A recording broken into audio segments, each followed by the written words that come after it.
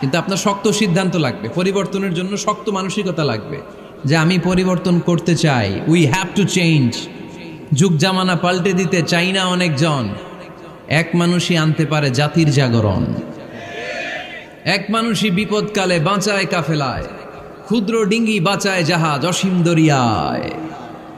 এজন্য আপনার শক্ত সিদ্ধান্ত পারে আপনার মৌলভীবাজারটাকে দেশের শ্রেষ্ঠ জেলা, শ্রেষ্ঠ থানা হিসেবে আল্লাহর কাছে কবুল করতে, ঠিক কিনা? এজন্য লম্বা চূড়া আলোচনা ঠিক না। ছোটখাটো অল্প কয়েকটা মেসেজ নিয়ে যেতে পারলেই that's enough. One of the minor signs before the day of judgment, your Islamic lectures will be very longer. And your salah 5 times a day will be shorter. কিয়ামতের আগে বক্তব্য লম্বা, নামাজ খাটো, তাসবিহ পড়ে না, ব্যস্ত, মহাব্যস্ত।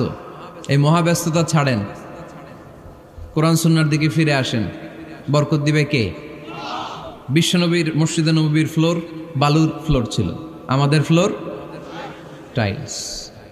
আল্লাহর হাবিব সাল্লাল্লাহু আলাইহি ওয়াসাল্লামের মসজিদে বালি নিচে, এই বালিতে নামাজ পড়তেন। বৃষ্টি হলে কাদামাটি হয়ে যেত, কাদামাটিতেই সেজদা করতেন। সেজদা করলে কাদার মাটি আল্লাহর হাবিব সাল্লাল্লাহু আলাইহি ওয়াসাল্লামের নাকে আর কপালে লেগে যেত। তিনি সালাম ফিরিয়ে সাহাবাদের দিকে মুখ ফিরিয়ে বসলে দেখতেন প্রতিটা সাহাবীর নাকে আর কপালে কাদার মাটি মিশে আছে।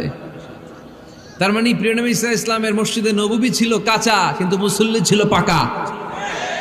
আমাদের মসজিদগুলা হয়েছে পাকা, কিন্তু মুসল্লি কাঁচা, ঠিক কিনা? ফজরের সালাতে মানুষ নাই।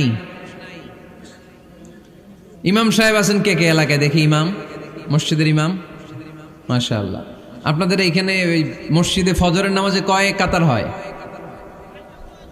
5 জন 6 জন? কেনে এত কম? খেনে হ্যাঁ আসে না, আসতে চায় না লোকজন।